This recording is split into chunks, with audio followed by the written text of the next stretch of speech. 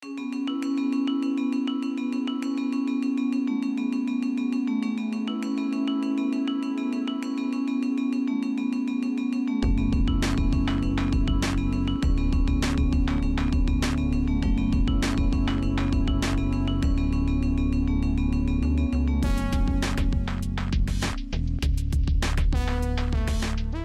Vésuve, en tant que tel, se trouve au niveau de distance, disons, pour situer à quoi, une dizaine de Oui, kilomètres, à oui, peu près? oui.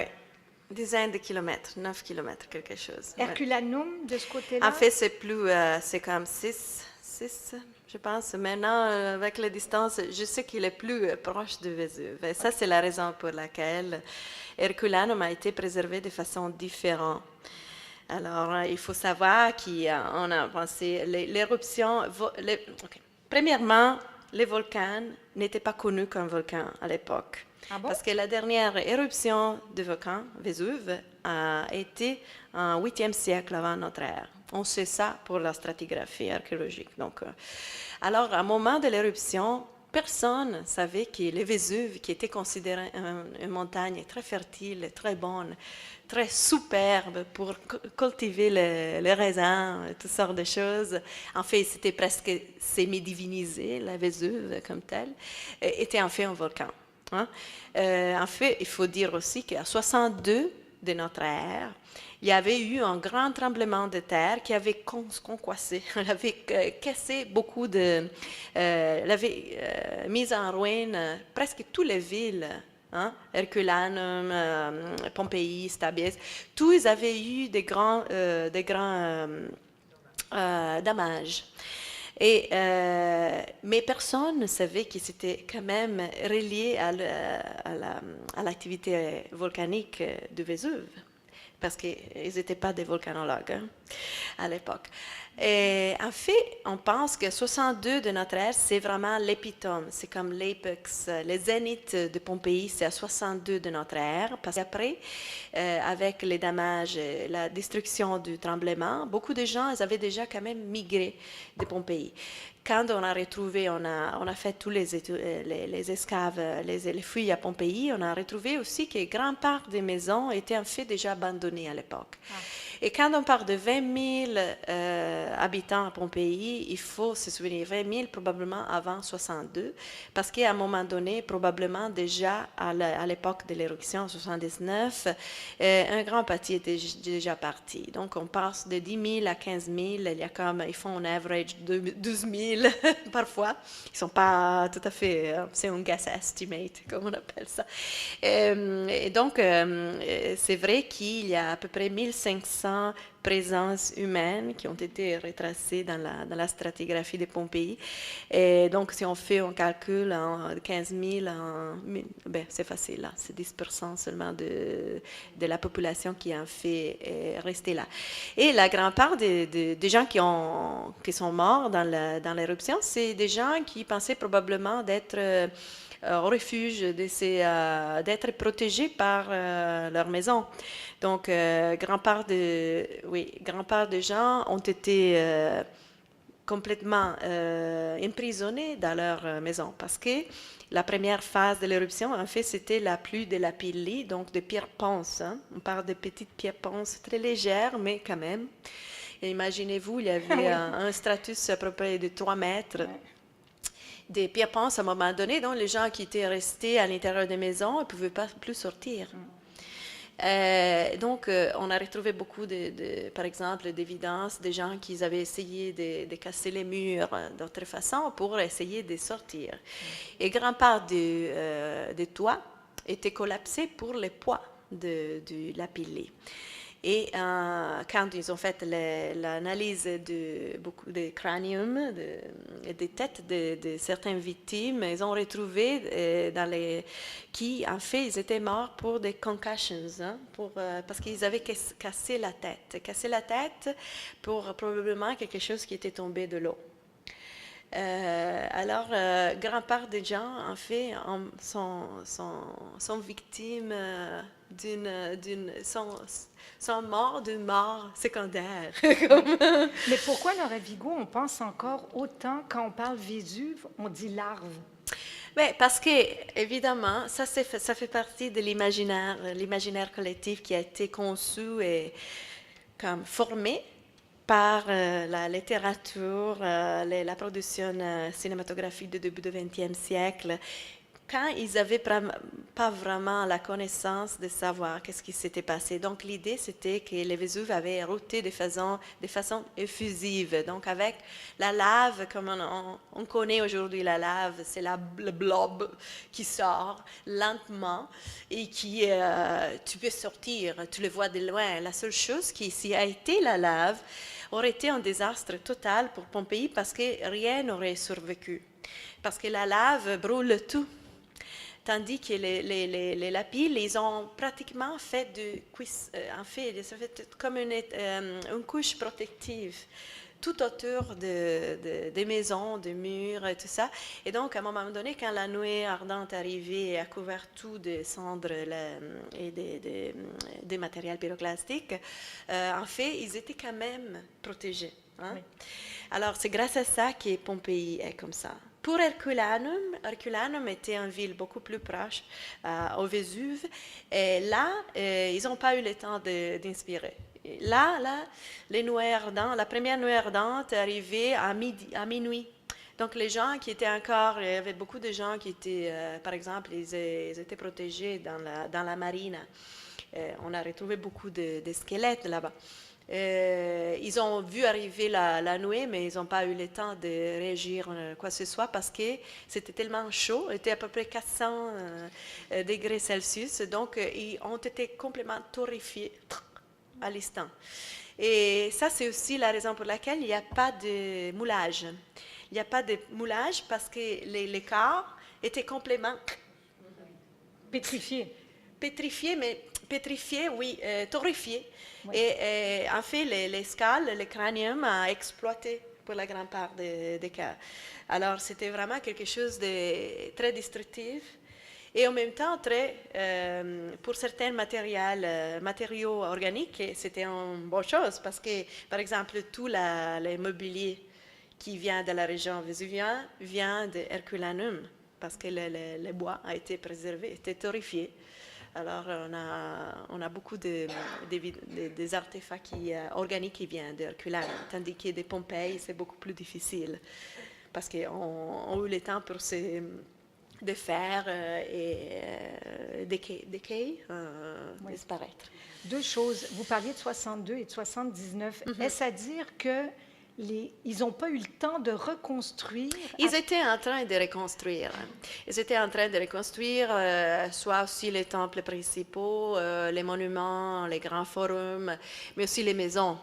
Et alors, on a retrouvé beaucoup de matériel de construction dans les maisons. Donc, ils étaient vraiment en train de refaire. En fait, quand on parle, par exemple, de la grande péplophore de Herculanum, la grande statue en bronze, qui on a retrouvée en 1756, donc dans une des pillages, la phase des pillages avec des tunnelings. Hein. Les statues n'étaient pas retrouvées où ils étaient à l'origine. On aurait dû tout entourer la grande natatio, la grande piscine de la ville des Papyri. Et tandis qu'ils étaient retrouvés dans une autre péristyle latérale. Et la raison pour laquelle c'était qu'aussi à Herculanum, ils étaient en train de restaurer et de reconstruire. Alors, tous les objets aussi dans la Casa di Pansa, dans la Domus de Pansa, quand on a retrouvé les grands candélabres, les candélabres n'étaient pas dans les triclinium, mais étaient sous un escalier. Alors, tous les objets étaient déplacés à un moment donné. Donc, on aperçu aussi un peu déformé de ce qui étaient les contextes des objets à l'époque, parce que tout était déplacé pour faire espace pour la reconstruction. Au niveau de la population, on disait Pompéi, 15 000, 20 000. Herculanum a 4 fois moins quand même d'habitants. Oui. Mais est-ce que versus Pompéi, où il y a, j'allais dire, que 10 % de la population qui n'a pas pu fuir, qu'est-ce qu'il y en est d'Herculanum? Ça, c'est un peu difficile à établir pour la raison pour laquelle, premièrement, parce qu'il y a seulement des squelettes, des squelettes qui ont survécu. Donc, Il y a eu beaucoup de squelettes, je suis en centaines de personnes qui ont été retrouvées dans la marina, donc à côté de la mer, qui essayaient de fuir à ce moment, de se protéger dans les dépôts de bateaux. Mais beaucoup d'Herculanum est encore sous le terrain, parce qu'on ne peut pas l'excaver. Parce qu'en 1700, ils ont construit la ville d'Herculanum dessus. Alors, par-dessus, il y a aussi des gens qui vivent. Alors, ce n'est pas tout à fait facile de savoir vraiment la grande extension d'Herculanum et en même temps de savoir combien de gens ont péri. Oui. Le Vésuve est un volcan actif? Non? Oui. Oui. On peut pas peut pas prévoir. Il dort depuis quoi? Le dernier 44, en 1944? Oui, 1944, c'était la dernière éruption. On a un documentaire, justement, qui date de cette époque, qui était fait par les American Air Forces. Et c'était en fait, il n'est pas tout à fait suggéré par les labels de documentaire, mais le documentaire a été fait et l'éruption était une éruption de type effusive, pas explosive. C'était mixte. Donc, il y avait toutes sortes de... Mais il y avait aussi la lave qui tombe et détruit tout. Okay. Tandis que, évidemment, l'éruption de Vésuve en 1979 était tout à fait explosive. Explosive parce que c'est une stratovolcan. Hein? On parle d'un volcan qui est beaucoup... Ça dépend combien d'années il reste inactif, combien, toutes sortes d'agents climatiques, géologiques qui fait que certaines explosions viennent plutôt qu'une effusion. Et alors, à un moment donné, c'est pas tout à fait... Il faut savoir que les Vésuve a été très actif à partir de 1600. En 1642, il y avait eu un grand... 1632, il y avait eu une grande éruption de Vésuve qui était explosive et qui avait fait beaucoup de casualties, beaucoup de victimes. Et dans les années, il y avait eu beaucoup de d'éruptions, de petites éruptions. Donc, les monts savaient que c'était un volcan, et voyaient la lave qui sortait, tout ça. Mais de 1944 jusqu'à maintenant, elle était seulement inactive, c'était dormant, il dort. Et évidemment, il y a beaucoup de sondes, en fait, que les volcanologues ont placées partout, autour de Vésuve, sur le Vésuve et aussi à Pompéi, pour voir s'il y a des changements de petits tremblements de terre, mais changement d'auteur, changement de température. Et on a aussi, ils sont connectés aux satellites, parce que les volcans, s'ils sont en train vraiment de commencer la rencontre, ils s'enflent. Ils s'enflent. Donc, le terrain s'élève. Alors, ça, c'est quelque chose qu'on peut voir beaucoup mieux de l'eau, du satellite. Alors, c'est vrai qu'il y a quand même un monitorage extraordinaire. Hein? Le problème, ça serait quand ils vont décider que ça, c'est les moments, non, de faire la grande... Parce que quand on pense que Naples, qui est à peu près une dizaine de kilomètres, qui a à peu près aujourd'hui environ 5 millions de personnes, 500 000 sont quand même menacés. Ça serait catastrophique pour la région. Ça serait catastrophique, pas seulement pour la région, mais je pense pour les bassins méditerranéens, en incluant toutes les régions limitrophes, tous les pays limitrophes, parce qu'il serait vraiment quelque chose d'extraordinaire. Et en plus, du point de vue humain, évidemment, je ne sais pas combien de gens pourraient vraiment se sauver. Parce que le problème, c'est de sortir de la zone rouge. Comment on sort si on sait que si vous êtes allé dans la région de Pompéi et Naples, vous savez bien, c'est déjà difficile dans l'ordre de points de sortir. Imaginez-vous dans un moment de panique générale, parce que ça serait les paniques. Alors, moi, je ne veux pas être dans le côté de la protection civile. Et vraiment, je vous dirais que les gens que j'ai connus, les volcanologues qui travaillent là, ils disent personne ne se sauverait. Ces plans qu'ils ont faits, c'est pour donner l'allure. Mais ça, c'est pratiquement impossible. Mais Laura Vigo, on est entre nous. Allez, maintenant! Non, mais je vous pose une question, on est entre nous. On pourrait dire la même chose pour San Francisco qui est sur la faille, on pourrait dire... Bon. Mais qu'est-ce qui fait, à part le fait d'être amoureux de sa région. Qu'est-ce qui fait qu'on sait qu'il y a une possibilité d'une éruption qui risque encore une fois? Parce qu'il y en a eu une cinquantaine quand même d'éruptions. Mais regardez, ça c'est ce que je l'appelle la résilience humaine. Bon. Voilà. Ça, c'est vraiment quelque chose qui... ils ont fait des entretiens à des gens qui ont leur activité sur le Vésuve. Ils disent, domani, je ne sais pas, il vit aujourd'hui. Et alors, carpe diem, hein? Seize the day. Attrape les moments, parce que ça, c'est vraiment, c'est une façon de vivre, c'est une philosophie de vie qui était quand même répandue à l'époque déjà, et que je pense est encore très présent en Italie surtout. Alors on vit aujourd'hui, on vit bien, c'est beau, la Costiera Amalfitana à côté, les bons vins, c'est vraiment toute la côte italienne en fait c'est comme ça, mais c'est très fertile, très belle place, vous allez vivre pour le moment. Mais ils ne s'inquiètent pas du futur. Est-ce qu'on sait combien de temps et l'ampleur qu'a eu le Vésuve? Ça a duré quoi? Sur 2 jours? Combien d'heures? Oui, l'éruption de 79, presque 24 heures. 23, quelque chose. Hein. Donc, la première phase, c'était justement la grande nuage pyroclastique qui a été shooté à presque 30 km de hauteur et en formant ce sort de pin maritime que Pline le Jeune décrit très bien dans une de ses épistoles. Et à un moment donné, la nuage était tellement lourde de matériel pyroclastique qui commence à être vraiment à collapser sur le Vésuve et à former ce sort de nuée ardente, comme je disais. Alors, c'est jusqu'à l'après-midi, les tard après-midi et la nuit. Les tard après-midi, vers 6-7 heures, je pense, la pluie de la pile a commencé à céder. À cesser. Et il y a eu un moment de comme repos. Les gens probablement passaient à ce moment qui s'était terminé la chose. Hein? Alors c'est comme oh c'est bien, ok, on peut recommencer. C'est ce moment-là qui à minuit, la première nuée ardente a touché Herculanum. Après, il y a eu 6, 7 nuées ardentes qui ont allé comme des vagues, une après l'autre.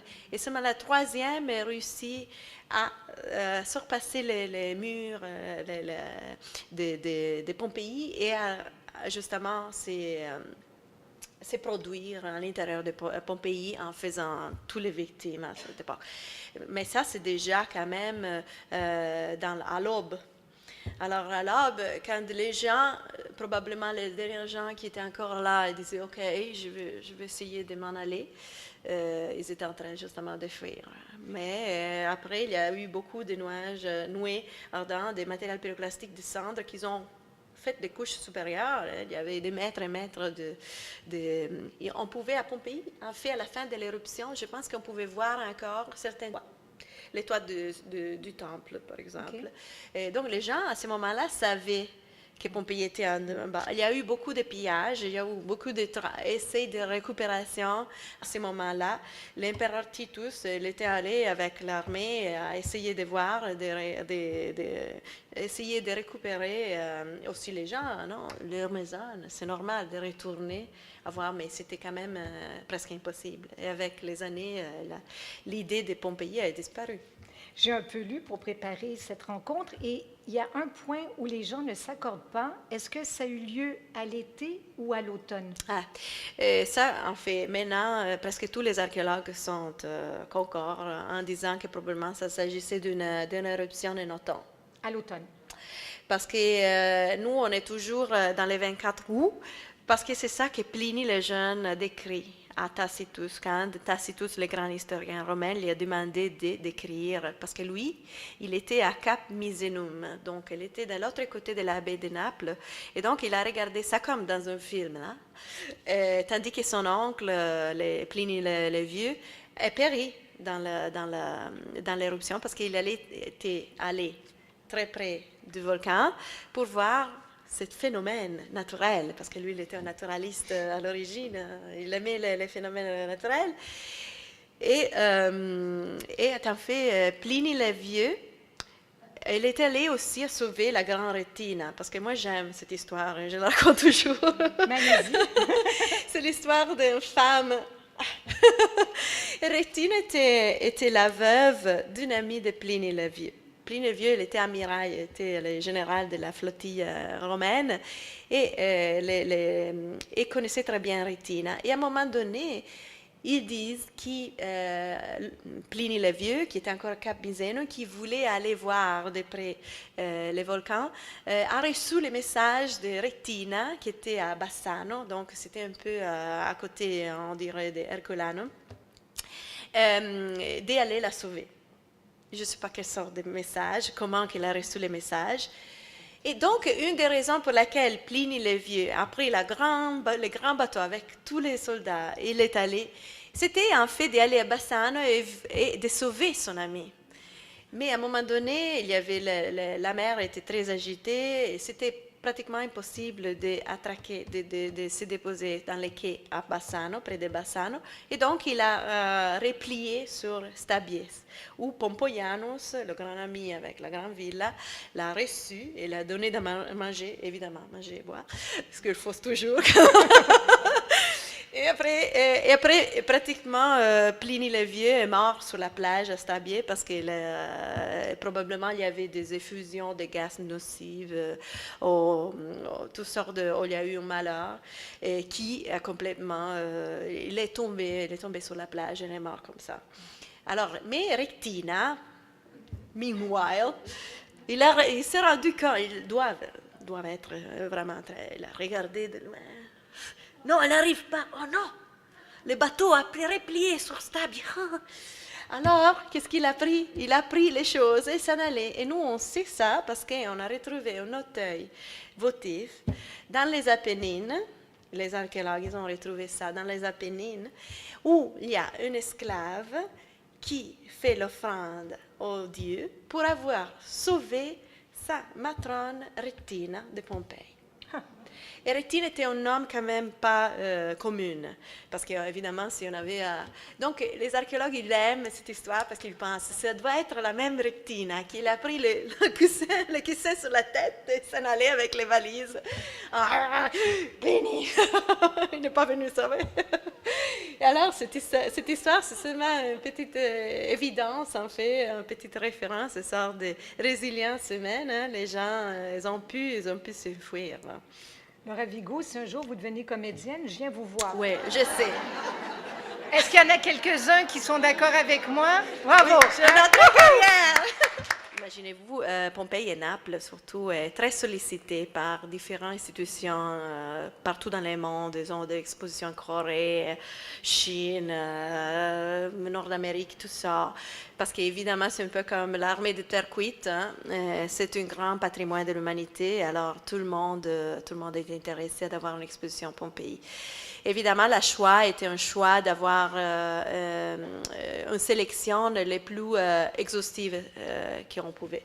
Et pour montrer justement toutes sortes de productions artistiques, mais pas seulement, d'ustensiles de toute la vie quotidienne, de la vie quotidienne, aussi des matériaux organiques qui étaient très difficiles. Donc, on a les pins, par exemple, qui viennent de Pompéi, mais aussi toutes sortes de peintures, les fresques, et surtout les mosaïques. Oui.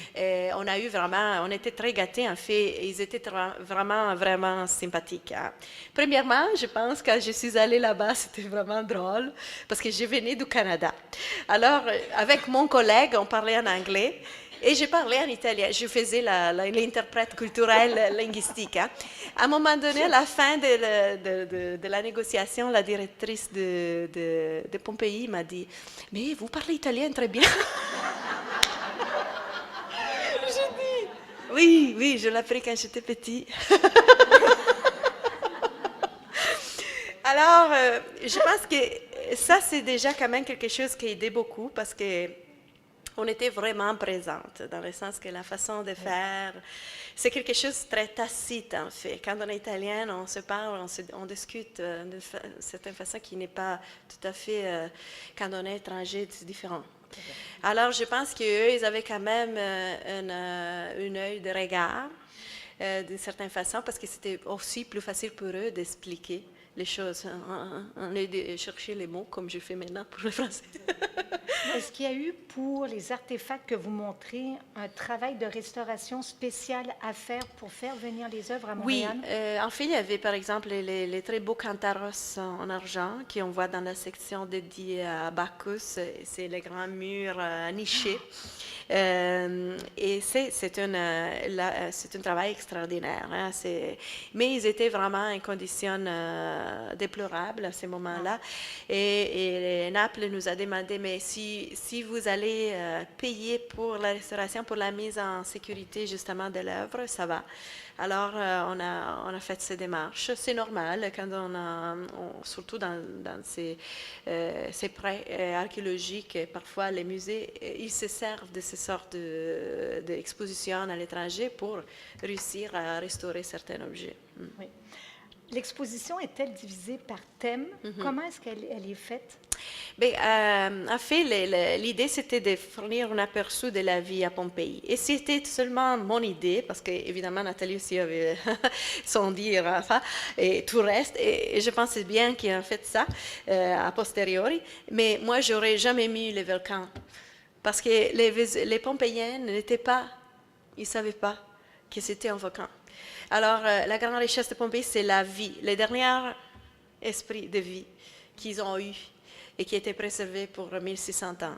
Donc, c'était vraiment une occasion unique de montrer comment ils vivaient, comment ils profitaient aussi de la vie, parce qu'ils avaient une joie de vivre qui encore, je pense, ça nous accommune beaucoup en Italie. Et un peu pour le carpe diem, cette philosophie quand même du seize the day aujourd'hui, mais aussi le goût pour les beaux. Et je pense qu'on peut vraiment donner une belle main d'applaudissements à Laura Vigo pour toutes les informations qu'elle nous a données. Grazie. Prego.